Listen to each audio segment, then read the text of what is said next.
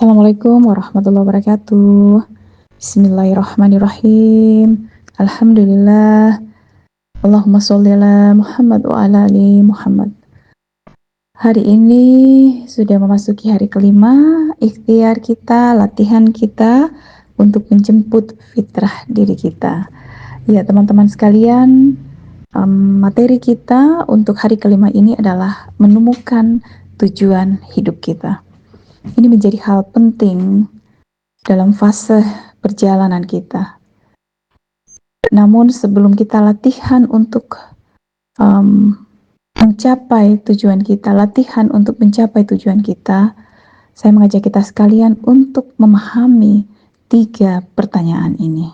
Yang pertama, teman-teman harus bisa menjawab pertanyaan ini, yaitu siapakah kita?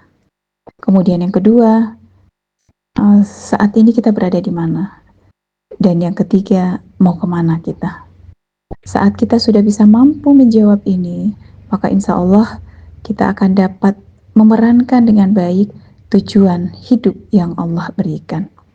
Nah, yang pertama, siapa sih sebenarnya diri kita?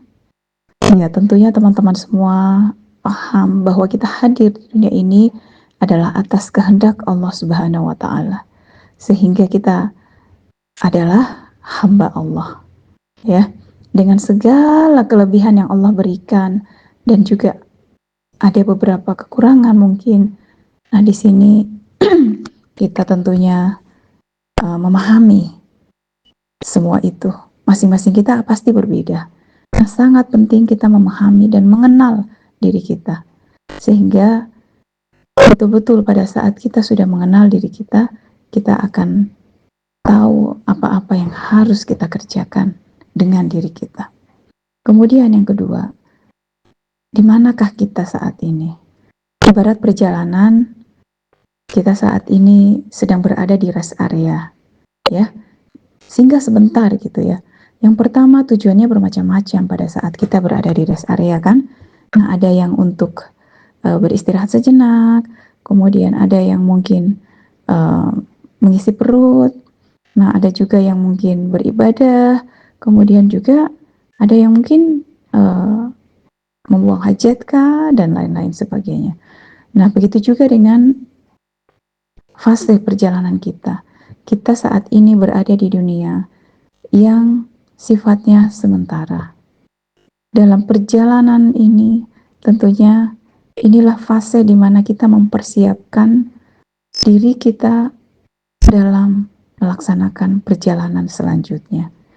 Pada saat kita berada di rest area, saat kita makan, yaitu untuk memberikan nutrisi, tambahan nutrisi dan energi dalam tubuh kita. Tentunya kita harus memperhatikan nutrisi ini yang harusnya akan memberikan dampak yang baik untuk kesehatan kita. Sehingga tentunya kita akan mengkonsumsi makanan yang baik, yang sehat. Nah, begitu juga dengan diri kita saat berada di dunia ini. Kita di sini kan sedang mencari bekal untuk kehidupan kita di akhirat kelak. Tentunya banyak hal yang harus kita lakukan, yang tidak hanya untuk jasmani kita, tapi juga adalah untuk rohani kita. Yang terlebih adalah jiwa kita, ya. Di sini berarti kita harus melakukan persiapan-persiapan, menyiapkan diri kita untuk melakukan perjalanan berikutnya. Itu yang kedua. Nah, yang ketiga, mau kemana kita? Atau tujuan akhir itu kita di mana sih? Tujuan akhir kita mengetahui bahwa setiap kita akan pergi meninggalkan dunia ini dan pergi menghadap pada Allah Subhanahu wa Ta'ala di kehidupan yang kekal abadi di akhirat nanti. Nah, untuk sampai ke sana itu tadi kita berada di dunia, mempersiapkan diri dengan sebaik-baiknya. 3 pertanyaan itu tugas teman-teman dan saya juga berlatih untuk betul memahami, sehingga kita akan paham dan juga dapat melaksanakan tujuan hidup kita. Nah, sekarang senyum dulu ya teman-teman, senyum. 2 senti kiri, 2 senti kanan. Iya. Good. Semakin manis ya, semakin tenang, semakin berharga, semakin bahagia. Nah, apa yang menjadi tujuan kita? Yang pertama adalah pengabdian kepada Allah. Allah mengatakan dalam surat Az-Zariyat 56 bahwa tidak aku ciptakan jin dan manusia kecuali untuk beribadah kepadaku. Nah, tidakkah kita hidup jika bukan untuk mengabdikan diri kepada Allah? Jadi kita sudah mengetahui diri kita memahami diri kita, kemudian kita paham mengapa kita berada di sini dan mau kemana kita. Seperti itu, jadi tugas kita adalah untuk beribadah kepada Allah. Benahi niat kita selama ini. Apapun yang kita kerjakan, niatkan karena Allah. Dan jadikan itu adalah ladang amal kita untuk bekal kita di akhirat kelak. Saat kita melaksanakan tugas kita sebagai pelayan masyarakat, sebagai abdi masyarakat, kita kerjakan itu dengan niat untuk mencari kebaikan, menjadikan amal ibadah. Saat kita menjalankan peran kita sebagai seorang istri, kita niatkan ini adalah ibadah, ini adalah surga saya. Dan saat kita melaksanakan tugas kita sebagai ibu, ini adalah tugas saya untuk melaksanakan amanah atau memberikan yang terbaik untuk titipan-titipan. Begitu juga pada saat kita memerankan sebagai anak, saudara, ataupun yang lainnya. Kita niatkan semua itu adalah semata-mata karena Allah. Karena ini adalah ibadah, bentuk pengabdian kita kepada Allah, bentuk penghambaan kita kepada Allah.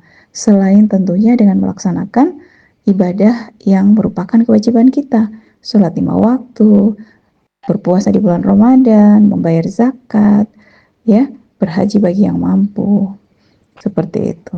Nah, yang kedua, teman-teman sekalian adalah memenuhi perjanjian ruh. Sebelum kita dilahirkan ke dunia ini, kita sudah terikat dengan Allah. Ketika kita berada di kandungan ibu kita, telah diberikan pertanyaan, apakah aku Tuhanmu? Maka kita menjawab, ya, Engkaulah Tuhanku, ya Rob ilahi. Jadi ketika ada hal yang melanggar perjanjian ruh, hati kita akan gelisah, bahkan tidak tenang. Ketika melakukan dosa, apakah kita merasa tenang? Tentunya tidak, karena kita sedang melanggar serta mengkhianati perjanjian ruh tersebut. Indikasinya mudah, teman-teman. Apabila kita sedang tidak tenang, berarti kita sedang jauh dari Allah. Maka yang harus kita lakukan adalah berbuat kebaikan, menutup keburukan dengan melakukan kebaikan.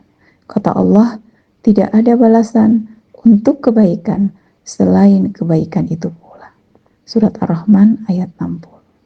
Itu adalah tujuan kedua kita, yaitu memenuhi perjanjian ruh. Yang ketiga apa, teman-teman? Yang ketiga adalah tujuan kita, mengapa Allah hadirkan? Karena kita menjadi khalifah di muka bumi ini. Sebaik-baik dan seindah-indahnya bentuk itu adalah kita, manusia. Khalifah adalah pemimpin, dan pemimpin yang paling utama adalah untuk diri kita sendiri. Kita putuskan untuk dapat memimpin diri kita, bangkit saat senantiasa bangkit, ya, saat kita terpuruk untuk membuat diri kita lebih baik. Maka Allah juga akan menggerakkan kita untuk melakukan hal-hal yang memang bertujuan untuk memperbaiki diri kita. Nah, yang keempat nih teman-teman, ini juga menjadi tujuan diri kita, yaitu menerima setiap ujian kehidupan. Kemarin teman-teman sudah menggambarkan saat teman-teman berada di fase titik terendah, di mana mungkin di situ Allah memberikan ujian.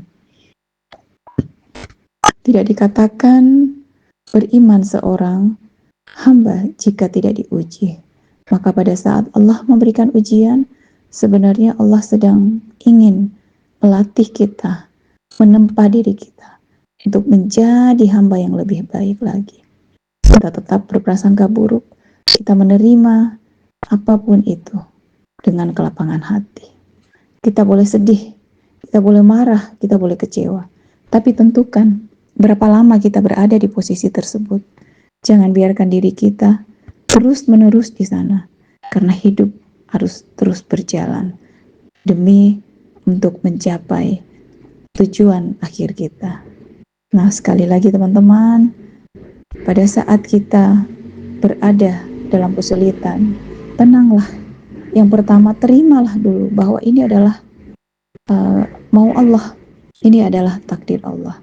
Seperti apa nanti akhirnya, yakin dan percaya bahwa Allah akan memberikan yang terbaik. Seperti kata Allah, bersama kesulitan ada kemudahan. Nah, pada saat kita di fase itu, kita dituntut untuk bisa bangkit dengan akal dan pikiran kita, belajar seperti kata Rasul, seperti kata Allah yang memberikan ayat pertama kepada Rasulullah pada saat menerima wahyu, yaitu Iqra. Bacalah. Bagaimana kita memahami setiap kondisi yang Allah hadirkan adalah suatu hikmah. Ya, mungkin beban setiap kita berbeda-beda, tapi sekali lagi bagaimana kita menyikapinya, itulah yang menjadi poin utama. Pertama, kita menerima, kemudian berbaik sangka bahwa ada hikmah di balik ini.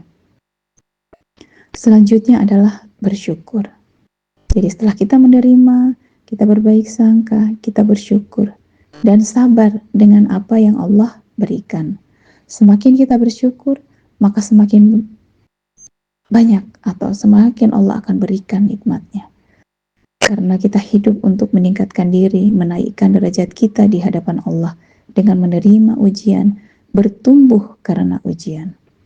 Kalau sekarang kita sedang dalam ujian, maka perbanyaklah itu tadi. Penerimaan, prasangka baik, kemudian bersyukur dan sabar. Keindahan apa yang akan Allah berikan setelah ini kita tidak tahu. Itu adalah rahasia Allah. Tugas kita adalah menerima apa yang Allah gariskan. Nah, yang kelima adalah